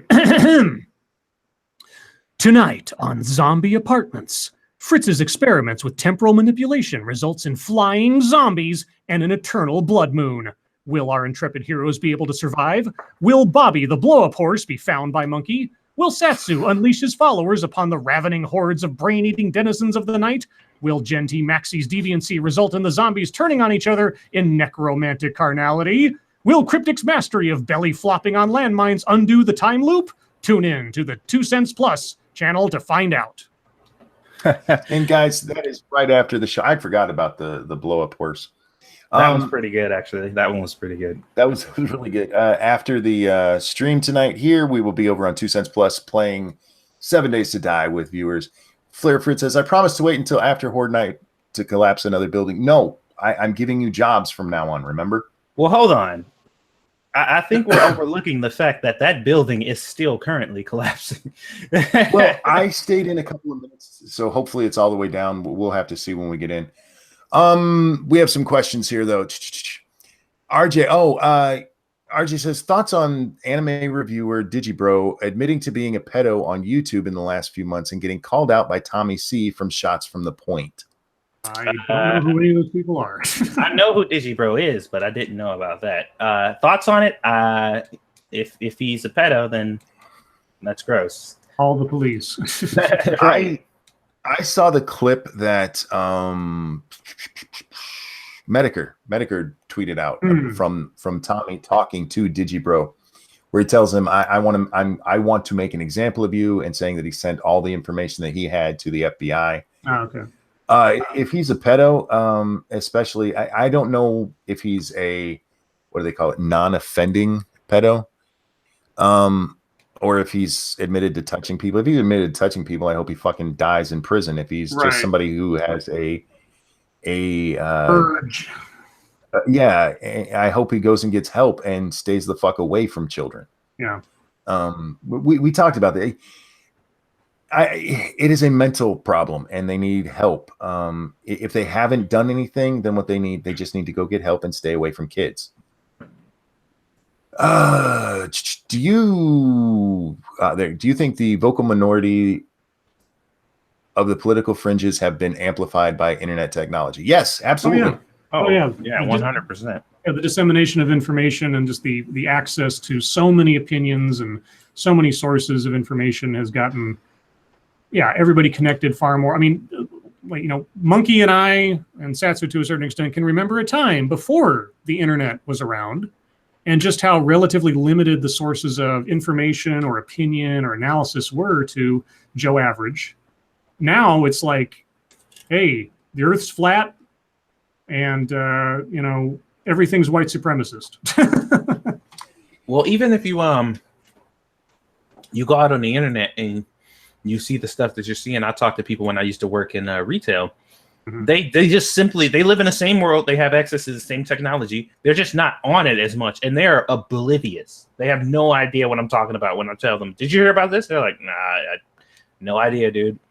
Yeah. Well, when I was a kid, if you had some, let's take flat Earth for an example. If you were a flat earther and you wanted to meet up with other flat earthers, you had two choices. You could take out an ad in the paper and hope they see it and try to get a meeting going. Or you could just tell everybody you met and hope you ran across another one. Yeah. Now, all you have to do is go onto the internet and go, flat Earth, bam, 100 people just like you. So, yeah, it gives them much more of a voice. Yeah. Nuts put all of the links that you need if you want to join us tonight to play the game and also to just watch into the chat. And Nuts, thank you so much for doing that every night. You are awesome. Just a fair warning too. I feel like I need to say this after a couple incidents we had. The Discord chat is for people who are actively in game. So if you're in the server and you're actively playing with us, feel free to hop into the Discord chat. If you are not playing, do not hop into the Discord chat, please. It is open, and I plan on leaving it open, but just don't. Because it's awkward to like stop everything and be like, who is this person talking? And you're just like, oh, I'm just here. And I'm like, go away. I don't want to be mean, but you can still type in the Discord, and once the stream's offline, feel free to jump in there and chat with us. But otherwise, when we're playing, don't do it. Yeah, when we're live, because there's a disconnect in conversation, and it's like we're gaming, and then there's a person just like talking about something random. And I'm just like, what is happening? The original stream says, I strongly disagree with you three at least once tonight. Sometimes I even let you know about it, but we are still civil, right? Oh, of course. Of course. I'm not civil. I'm not a racist. Now, this is something I do want to bring up, because there's times, if somebody says something to us, I will address it. I'm going to again use the word passionately on stream, but I don't hate anybody for having a different view or for even taking me out of context if that happens. I'm passionate. Yeah, there's very few people in my life that I would say that I actually hate. And the only people that I've ever actually felt hate for in my life is someone who went out of their way intentionally to try to fuck with my life. Yeah. And thankfully, that list of people, at least in a direct sense, because I mean, there's, you could say that, the government fucks with your life or whatever. But in a direct sense, that list of people is very short. So I have a very, very, very short list of people who hate me. Or sorry, I should say I hate. And they're all people I know. So anyone I don't know, or anyone that I've just sort of spoken to and they disagree with me, doesn't even come close, because the tolerance for what qualifies in my life for deserving of hatred is pretty fucking high. Unfortunately. Yeah. As for me, it's just I just give people what they give me. So if you come at me respectful, I'll go back at you respectful. But there's a lot of people in my comment section who are like, "What are you, a fucking retard?" And I'm like, "Your mom didn't seem to think so, but you know what else." Well, if you look at what happened with that Ask Yourself supporter that was in here earlier, they started off by insulting me, and you start off that way. I got the microphone, motherfucker. You're not going to win that one. Yeah, it is what it is. I mean, sorry. Yeah, there was a question here. Your boy Pat says, thoughts on FaZe Censor breaking up with Hot Weather Girl to play more Call of Duty. Oh, right. I saw that because the hottest weather girl in the world with the famous bottom. Well, okay. I have two theories. Either he's actually not attracted to her anymore for inherent reasons, or maybe he just got bored of her. That's entirely possible too. Or she might just be a boring person, regardless of how hot she is. I've been in relationships with exceedingly attractive women before who, if there's no chemistry there, or if there's something that is just inherently disconnected between you and the other person, it really doesn't matter how hot they are. That's usually not enough, unless you're entirely shallow, to keep a relationship going. So I don't know. Whatever. As long as she keeps showing off her butt, I'm fine. I'm never going to date her, so I don't care. Yeah, I didn't care. I'm just like, if that's what he want to do, that's what he want to do. I ain't gonna judge him, because I'm not in the shallow crowd of people who is just like, because she looks that way, you should just stay with her forever. I'm like, nah. Yeah, if that's the only metric for staying with somebody, then you probably got other problems. Right. I'm going to break with you too slightly, because I know nothing about this story except for that question I read from Pat. If his reasoning for breaking up with her was just so he could play more Call of Duty, yes, then he needs to stop playing Call of Duty. Yeah, I don't know, man. I mean, it really depends, honestly.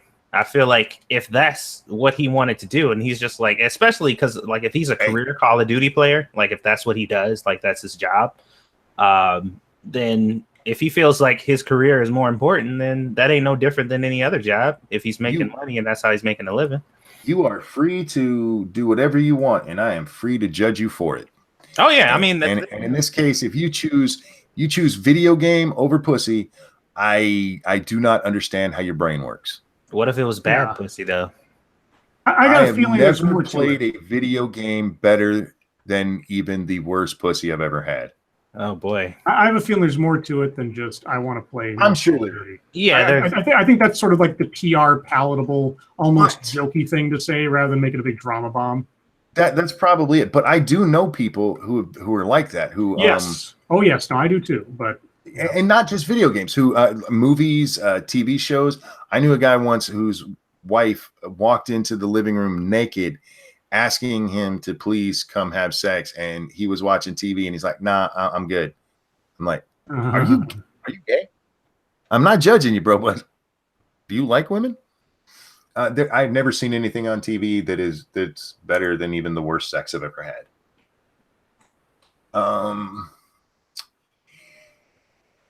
I'm glad you asked this. I told Lady Monkey the other day that we get asked this at least once a month.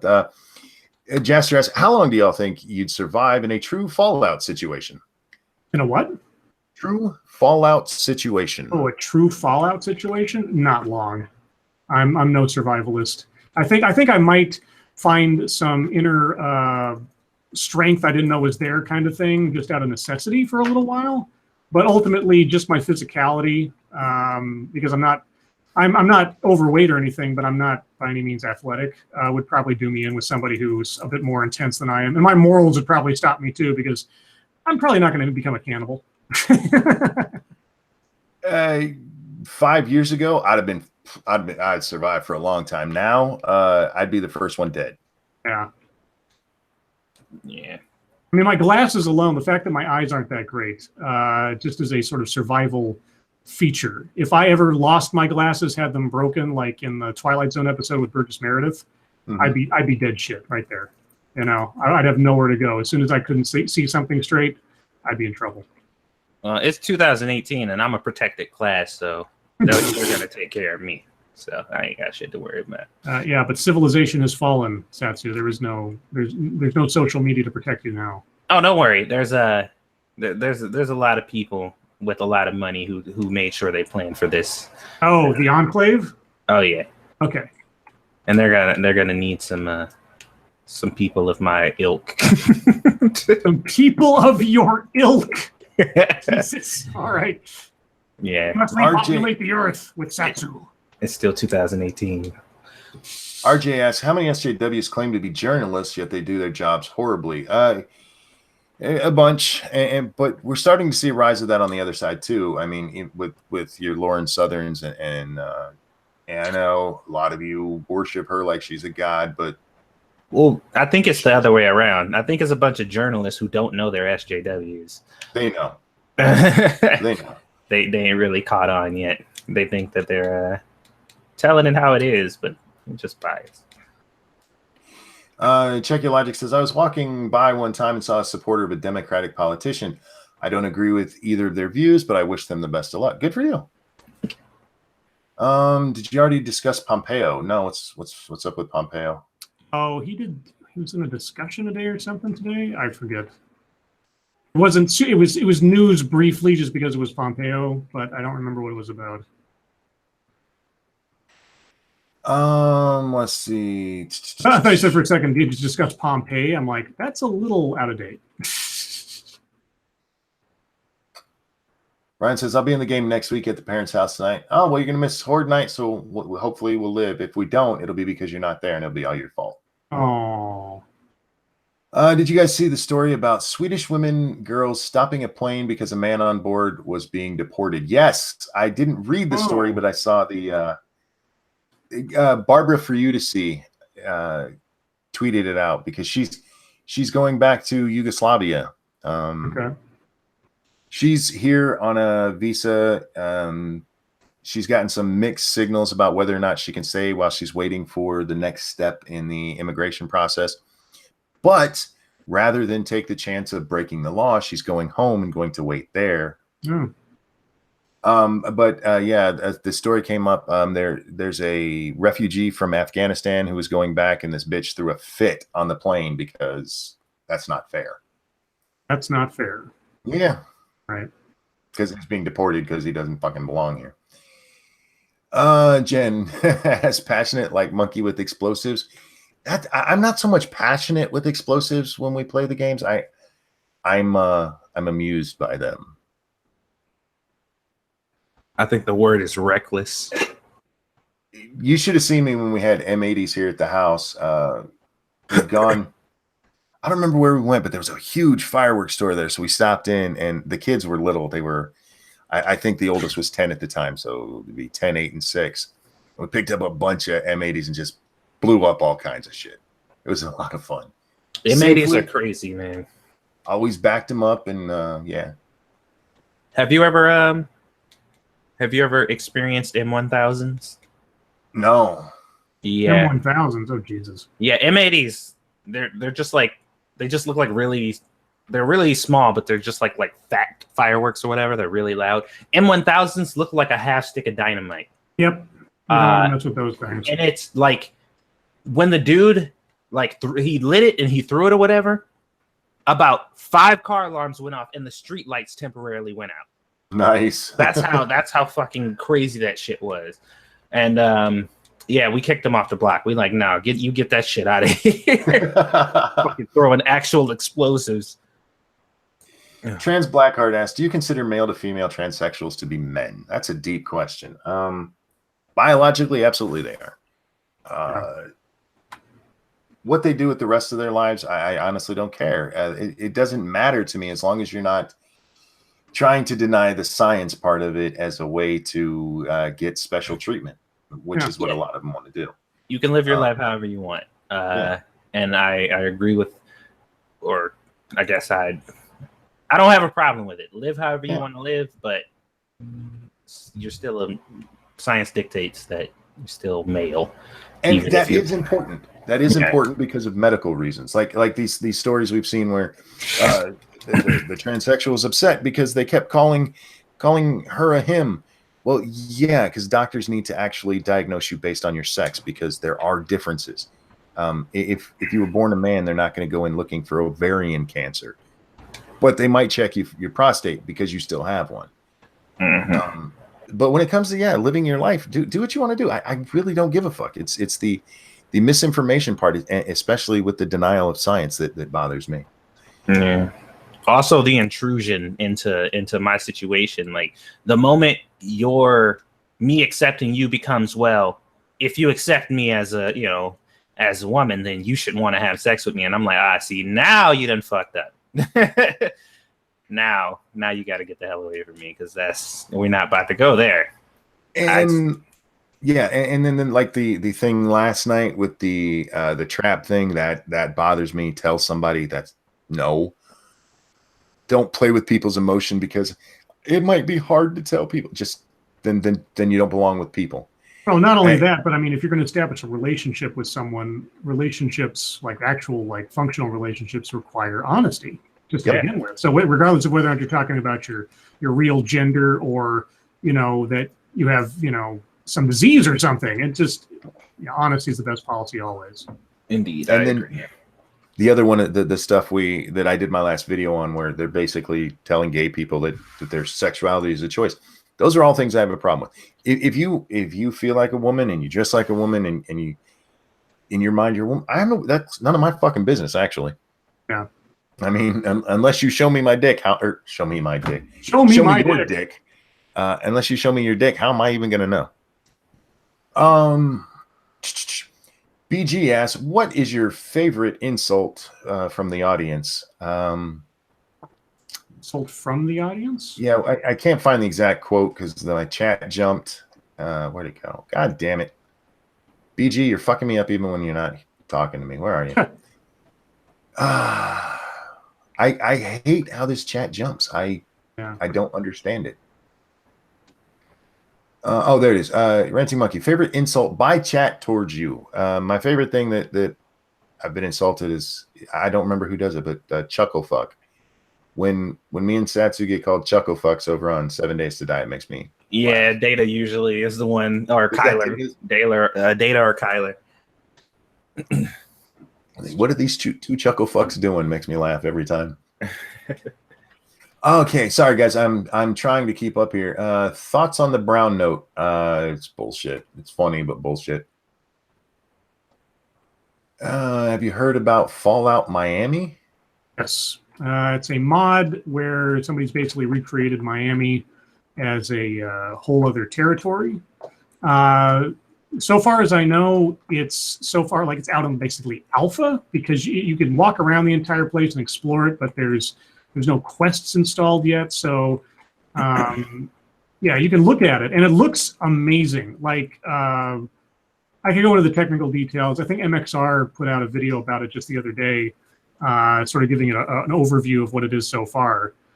It looks great. Now, depending on what kind of missions, quests, and or writing there is to the stuff that they add into it, it could be really, really good. But at least as a environment, someone went to ridiculous lengths, and it looks like Bethesda official kind of stuff. So there you go. Nice. Faith wants to know, Scribe, have you considered LASIK? And if you know about it, why haven't you gone for it? I do. So the thing about LASIK is that basically so far as I understand it, and I realize that maybe my information's old at this point, it effectively fixes your eyesight for how bad it is now. It does not stop your eyes from continually getting worse over years. And one of the problems I've had is that my vision keeps changing. It's never stabilized completely. It's always just a little different every couple of years or so. And for other recent reasons, LASIK isn't an option for me because of similar reasons as that. So that's a long, convoluted way of saying it would not work for me. Ultimately, it'd be a temporary fix at best. Several people have corrected me. Barbara for UDC is going back to Slovenia. So, yeah, not Yugoslavia. My bad. Get it right, monkey. Yeah, you you know my fucking memory, idiot. guys. Fuck off. Christ. There's Fake news. some really great comments about Lauren Southern that I'm not going to read out loud. But that she's good looking. No, there's a lot of people who like her sister more than her, and her sister is cuter than she is. Oh, I've never seen her sister. Lauren Southern's got a weird face to me. Yeah. And she's got strange vampire teeth, and it's like she's trying to hide her Canadian roots or something. It's weird. Hmm. Harvos Marvos says, what do you guys think is the best anthology series besides the original Twilight Zone? Actually, even more than the original Twilight Zone, I love Tales from the Crypt. Tales from the Crypt was pretty entertaining. That was my favorite. An anthology series better than the Twilight Zone. You remember the Hitchhiker? Oh, yeah.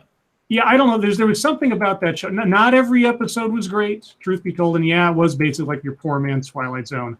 But I did like the Hitchhiker back then. Otherwise, Old HBO show, guys. If you don't know it, check it out. It was actually good.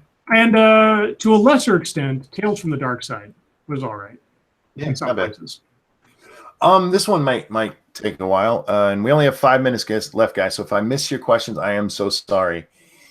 Dane Norton asks, watch Gran Torino this weekend and started thinking about how there isn't many badass motherfucking characters anymore that aren't dorky or silly. Right. I was wondering your thoughts.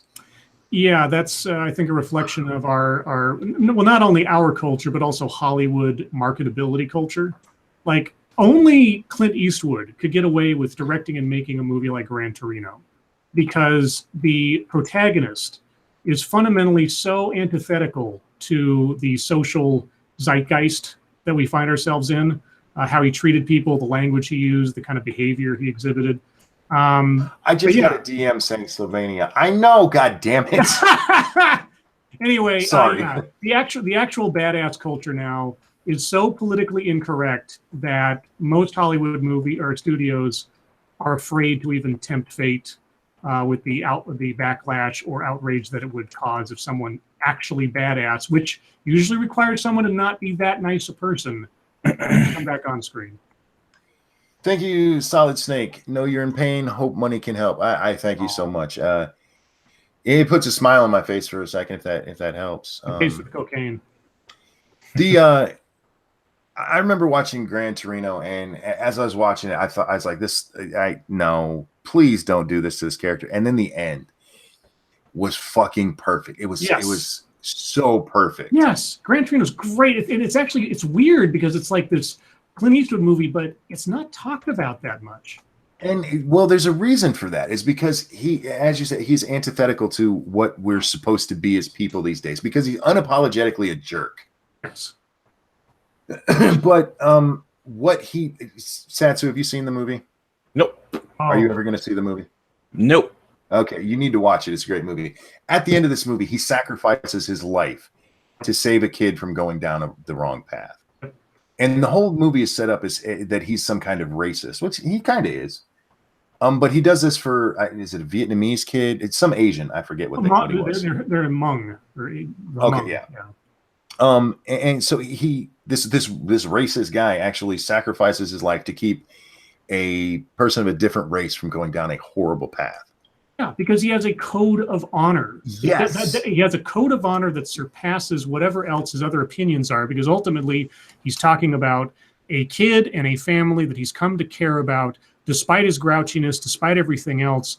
The ethic is more important than the simple differences between people. And that's the ultimate lesson of that movie. And the thing is that you have to accept that in spite of how awful a person he is otherwise, which just makes it more powerful of what he does to sacrifice himself. It's amazing. Well, just said it right there. He hated everyone equally. He did. Yeah. He, for whatever looked like race, he just fucking hated everyone. Michael, thank you. Satsu, I want to make ramen. What should go in it? I vote for shrimp. That's what I put in my ramen.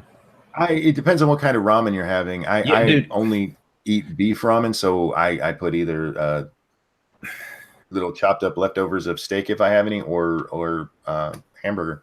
Dude, there's like 20 ways. I actually made the other day. I drained all the water out of there and just left just a tiny bit in there. Put the seasoning in there. put some shredded cheese in there and made a hamburger, chopped it up and mixed it. I'm like, dude, so fucking good. So good. Guys, you've asked so many great questions here. Please remember those for tomorrow because we will be back here on Satsu's channel. Indeed. Don't forget, guys, these aren't just on Wednesdays and Saturdays. We do them Monday and Thursday on Satsu's channel, Tuesday, Friday on Scribes. Make sure you're watching all of them because we're awesome all the time. With that said, we're going to wrap this one up. Chat, thank you so much for joining us. Thank you for the super chats. And also, thank you for the kind words about Little Butt's stream today. She enjoys those, and she really likes that. She gets a little nervous, but she does watch chat as it goes by, and Lady Monkey reads them to her, and it's really great. So thank you guys for that. Thank you for watching us. Thanks for hanging out with us every night. Your best audience anywhere. Don't forget, we will be on 2 Cents Plus here in about 15 minutes playing 7 Days to Die. If you have the game, you can join us if you get in there quickly. Scribbles, Satsu, guys, love you. Enjoy hanging out with you every night. Indeed. Everyone, your life makes me sad. We'll see you next time. Bye, guys. Later.